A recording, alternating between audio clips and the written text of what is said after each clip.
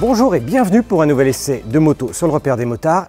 Vous le voyez, ce sont deux Ninja 650. Ninja 650, vous allez me dire, ah, ce sont les hypersports.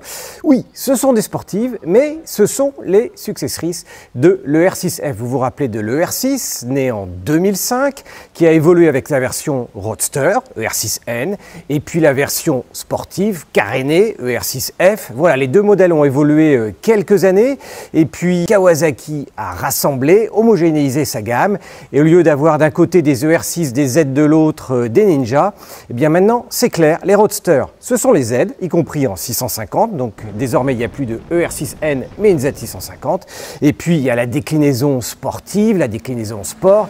Quel est le nom qui fait rêver réellement tous les propriétaires Kawasaki, les amoureux de la marque verte? Et bien c'est la Ninja, quelle que soit sa cylindrée, et donc c'est ce qui détermine la sportivité entre la 250 devenue 300, 400, la 650, la ZX10R, et bien c'est ce fameux modèle Ninja 650. Bon, et puis maintenant vous allez me dire, mais la Ninja 650 c'est pas nouveau, on l'a déjà vu. Qu'est-ce qui distingue ce modèle 2020? Eh bien tout simplement en 2020 déjà on a des coloris qui sont différents, donc le blanc et noir pour ici la version A2, et puis la fameuse version SE qui est à côté, un petit peu version KRT, version sportive avec une déco vraiment spécifique. Bon, vous allez me dire la déco c'est bien, mais le reste. Alors deux points essentiels d'amélioration sur ce modèle 2020, eh bien c'est une nouvelle monte de pneus. Les précédents ne nous avaient pas hyper convaincus, hein. C'est le grip, etc. C'était pas super stop. Et bien désormais on a des Dunlop Road Sport. Attention, c'est un monogomme, mais c'est une monte de pneus très récente. Et franchement, le grip désormais, il n'y a plus rien à dire. Donc ça c'est bien d'avoir une moto pour les débutants avec un bon grip pour les pneus. Mine de rien, ça rassure, notamment sur le mouillé.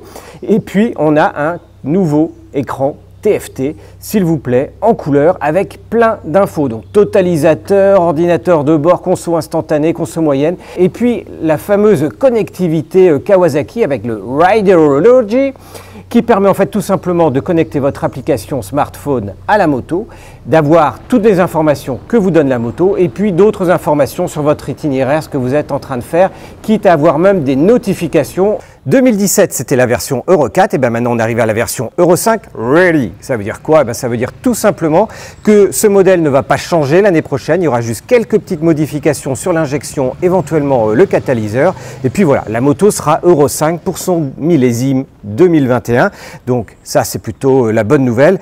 Et point très important, parce que vous allez me dire, ok, quelle est la différence entre une moto verte et une moto blanche et puis les deux? Eh bien c'est tout simplement que, il y en a une qui est en A2, celle-ci, la blanche, ça pourrait être l'autre, et puis celle-ci est en full, donc A2 35 kW, 47 chevaux, et puis ici 68 chevaux.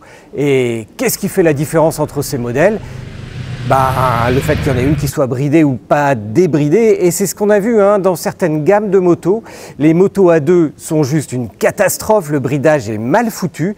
Donc ce qu'on vous invite à faire aujourd'hui, eh bien c'est justement à comparer au quotidien, parce que c'est un essai que l'on a fait A2 sur 15 jours, c'est le cas de le dire, entre ces deux modèles où on n'a pas arrêté d'échanger nos motos pour vraiment vivre les sensations.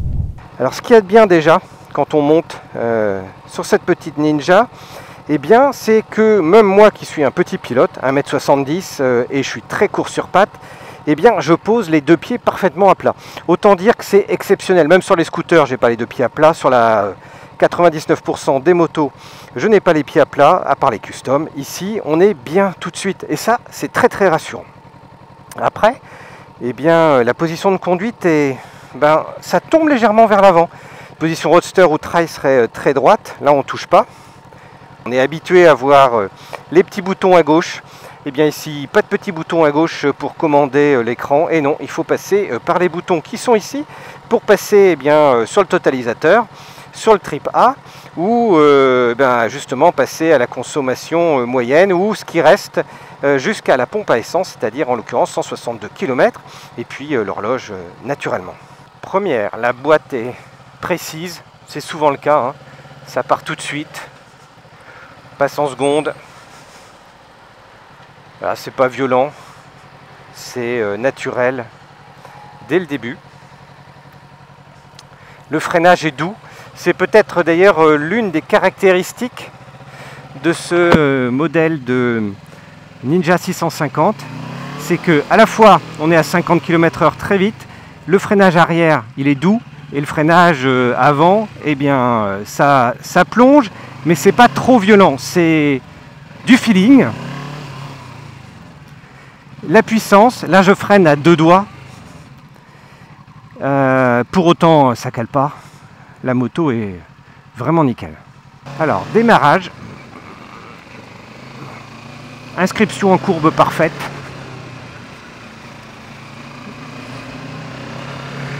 accélération tout autant, et on est trop vite. Même en première on est trop vite, alors en seconde j'en parle pas, et le moteur il a juste la niaque qu'il faut, nécessaire, c'est vraiment sympa. Le feu arrive au stop, on prend les freins, et puis nickel, pareil, en toute sécurité. Seconde, avec cette espèce à 90 km/h de shift light.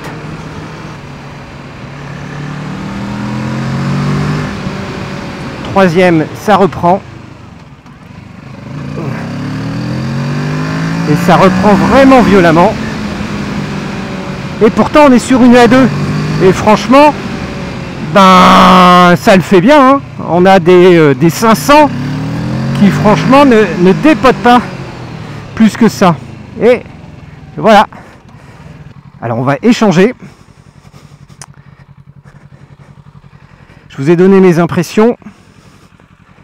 Au niveau de la A2, pas de changement dans la position. En fait, tout est pareil. Franchement, il faut les voir pour le croire.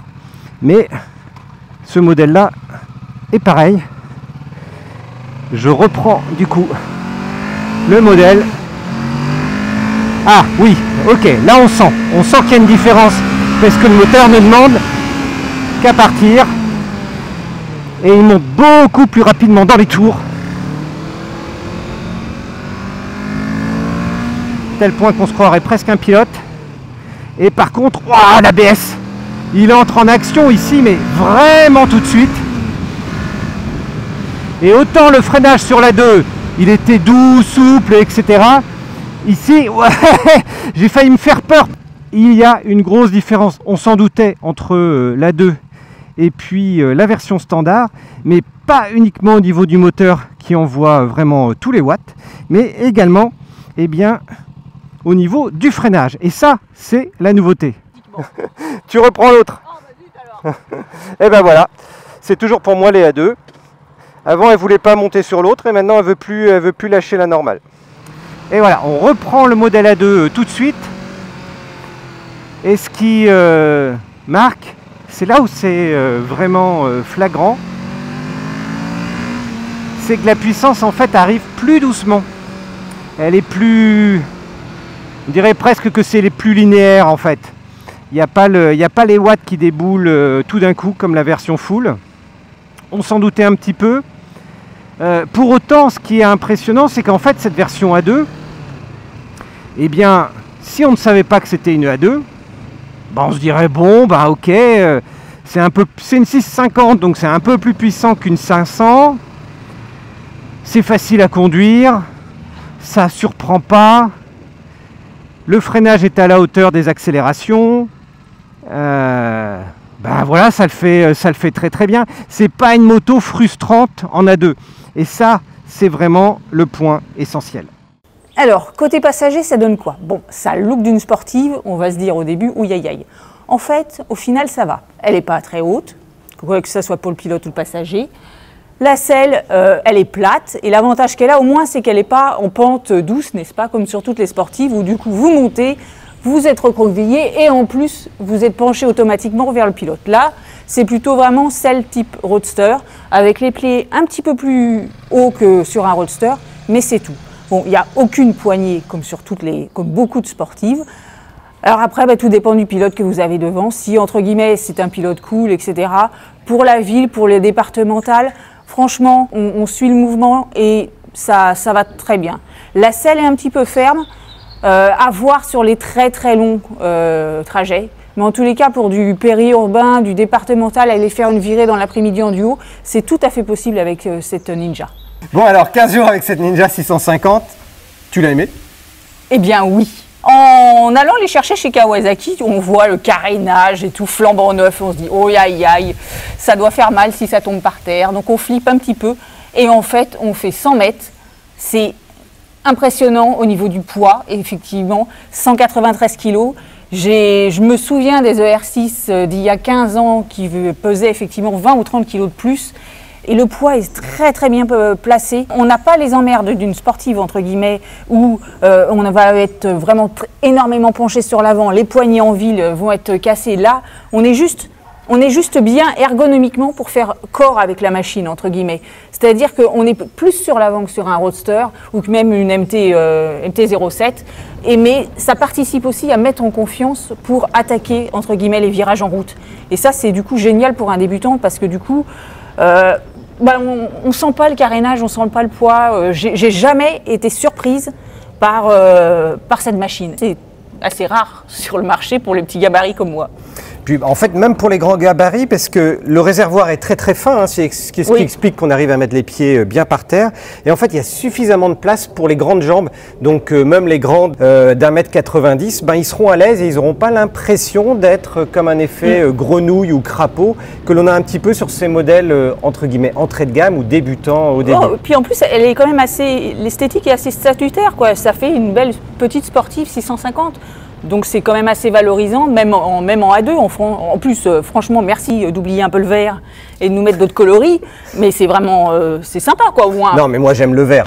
T'achètes une Kawa, t'achètes le vert, c'est moi obligé. Je préfère la blanche et noire ou la toute noire. Mais bon comme ça, au moins il touche plus de monde. Bon et alors maintenant, entre la A2 ou pas la A2, si on reste en ville, si on reste en dessous de 100 km/h entre guillemets, c'est subtil, je trouve, en différence. Le freinage est effectivement moins fort sur la A2, ce qui est logique, mais l'accélération... Et encore, là, le freinage, on demande à Kawasaki, ce sont les mêmes disques, ils ne changent rien entre la version A2. Et je te rejoins, c'est-à-dire que la version A2, le freinage, il est beaucoup plus doux, l'ABS, il rentre moins facilement dynamiquement en action, la moto, elle plonge beaucoup moins au freinage. Alors que la version full, etc. Alors, on a regardé les réglages au niveau des freins. On a regardé, effectivement, sont bien les mêmes marques, etc. Ils n'ont pas fait une version spécifique. On attend la réponse pour savoir s'ils ont changé les plaquettes entre deux. Parce que je vois plus que les plaquettes pour arriver à justifier cette différence qu'on a ressentie. Mais ça veut dire aussi que la même moto peut vraiment donner des sensations différentes. Et on a échangé tous les deux, quoi. C'est pas parce que Sandrine est une femme et moi un homme ou qu'on a un ressenti différent. On a exactement le même ressenti pour chacune des motos. Oui, je te rejoins quand tu dis qu'on peut vraiment commencer par la A2 et garder et passer au A encore pendant 1 ou 2 ans. Parce que déjà avec la A2, il y a largement de quoi s'amuser. Surtout maintenant, de toute façon, mais en respectant les vitesses limites, en arsouillant, il y a vraiment suffisamment, même je trouve, il n'y a pas besoin. Parce que là, on le sent vraiment, c'est quand on arrive dans les 7-8 000 tours, où là, effectivement, il y a un coup de peps qu'on a sur la A, qu'on n'a pas sur la A2.